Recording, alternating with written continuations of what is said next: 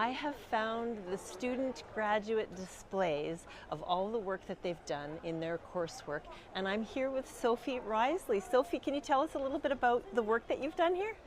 Yeah, so I've just graduated from Loughborough University. I did textile design there for 4 years, and this is my end of year project where I was inspired by my flower fanatic grannies and their kind of love for flowers and how they've passed that down onto me. And so the project is looking at vases and trying to make them an extension of an arrangement. So a lot of traditional and kind of minimalist vases are on the market today. So I was inspired by a lot of 1930s icons like Constance Spry, who made these beautiful ceramic pots that were unconventional, and so they allowed arrangements to sprawl out naturally and not be confined by a narrow neck.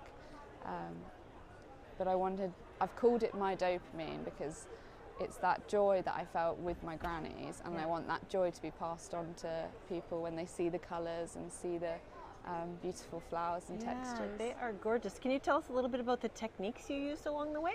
So the base of the vases are trapunto quilting. So it's a traditional Italian technique that you used to turn it over and stuff through the back, but instead I've adapted it to make channels. So these are really rigid, self-supporting channels, so there's no need for wire in any of the structures. They all stand up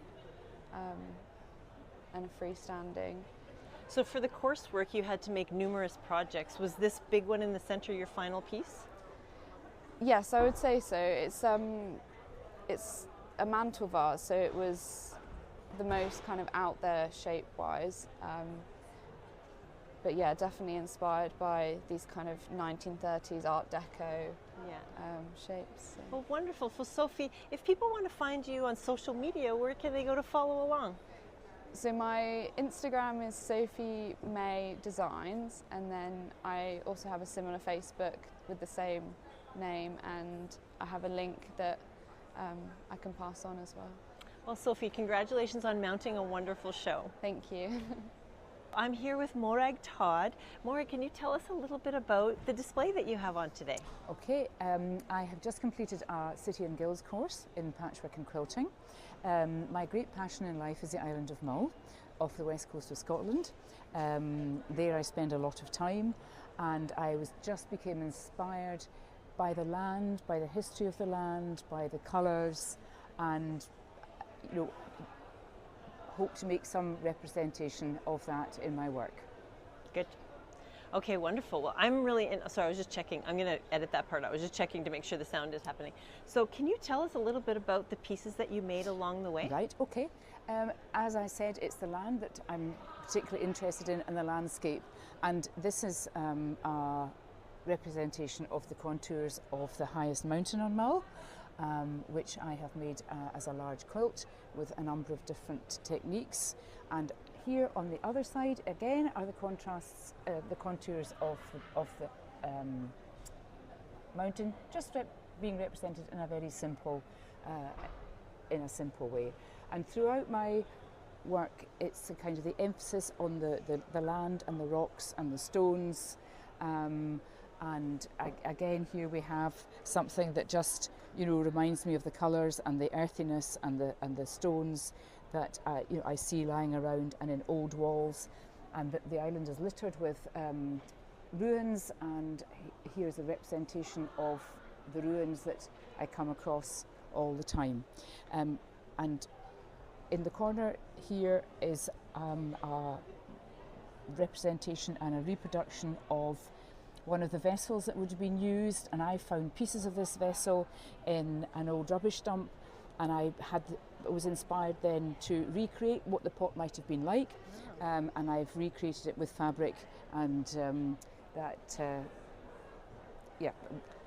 as they would have used it to for whiskey in the old days. For whiskey. So in your coursework, were you required to create like a large piece and a 3D piece and things like that? That's right. So one of the requirements of the course was to produce a large piece and was to produce a 3D piece, and in fact also to produce a miniature piece.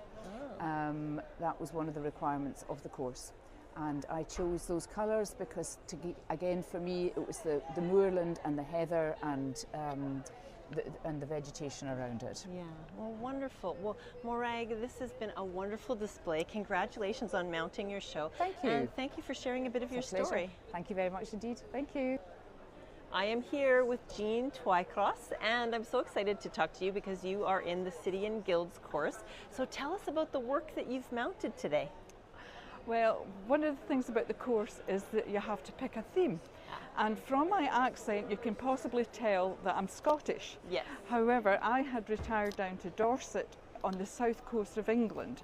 So I decided for my theme, I would choose Discovering Dorset. Okay. So I did all sorts of research into various things that came out of Dorset. There was an old history of like Dorset buttons, glove making, lace making, but eventually I sort of, and of course there's the famous Jurassic Coast, so I got a bit fixated on ammonites. Yeah. And also I discovered pool pottery. Oh. So I did a lot of work, I was quite enjoyed playing with pots and making different designs, so I was quite inspired by some of their mid-century freeform designs, so that's where some of the inspiration for this comes from. And also part of the City and Guilds, we have to make 3D items, so I decided to make this cabinet here, which was to try and hold some of the things that I had just, investigated in my research. Okay. So that was my 3D item, and then we also had to make a final quilt, a big quilt. So I made that an abstract design based on pool pottery. And also we had to make a miniature. And this is my miniature here, and again that's based on pots. And the dolphins come from, it used to be, well, it was a stamp underneath the pots. It was their sort of trademark stamp, and it was a dolphin. So they had that over the years. And also you might notice there's a London Underground symbol. Yes. And it turns out that pool pottery in the 30s made a lot of the tiles for the London Underground. And apparently you can still see those at Bethnal Green Tube Station.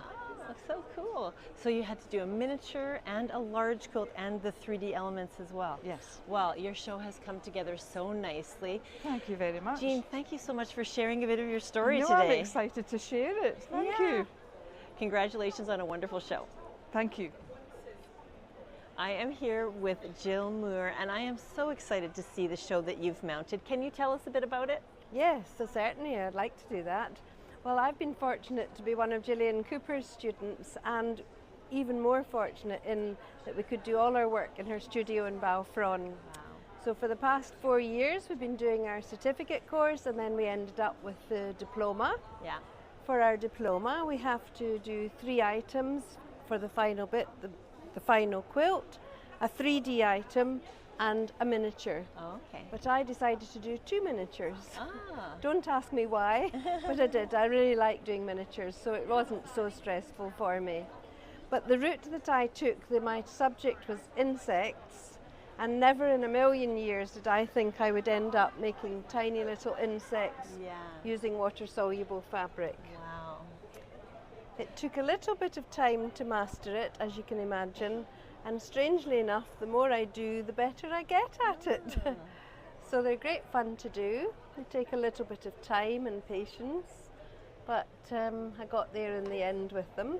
So in the City and Guilds diploma, you need to choose a theme, right? So you chose insects. I did. And then you need to explore it through a series of notebooks and exercises and things like that. So let's start with the miniatures. Tell us a little bit about what you were exploring there. So the miniatures, I like doing foundation paper piecing. So I designed this little piece, thinking about stings and wasps and things like that.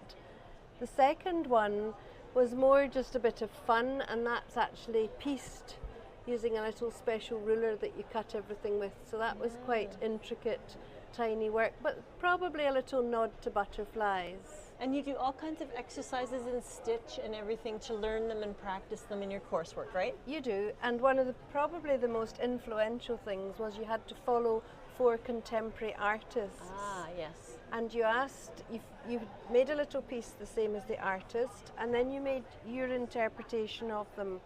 And one of the artists I followed was K3N Cloth Tales. She's British, and she's a slow stitcher, and she has heavily influenced my final quilt and a lot of my pieces, and she really got into my head, along with Leah Higgins, who's one of our British brilliant artists here, and that's my interpretation of her piece using a Procyon dyed fabric and then doing all my water soluble pieces on top. And can you tell us about which one is your 3D piece? My 3D piece are my insects. Oh, yes. And of course, as you can see, they're displayed in all sorts of different ways here. Lovely. Okay, and finally, let's talk about your large quilt. Give us the story behind this. So my large quilt was going to be a dragonfly, and there are no dragonflies in this quilt because I got an image from a book of an ant's nest, which was absolutely enormous. It was so big that there was actually people inside. So these are all people inside an ant's nest. What? So that is, yeah, it's incredible, isn't it? So that is what, I could not get this image out of my head. Wow. So the lower piece is a nod to that. It was white linen dyed with brown onion skins. Then I added a lot of hand stitch, a lot of machine stitch with fabric underneath and fabric on top. And then I had to do the top piece, which became sort of a bit liberated, shall we say. Yeah. And then I decided that nobody would really know that this was about ants. So I then started creating lots of little ants to add to it, to try and explain the story. And I did go a bit crazy with ants, but I just love doing it. Well, this is a lovely display. Oh, Jill, thank you so much for sharing a bit of your story today. Thank you. It's been really nice talking to you.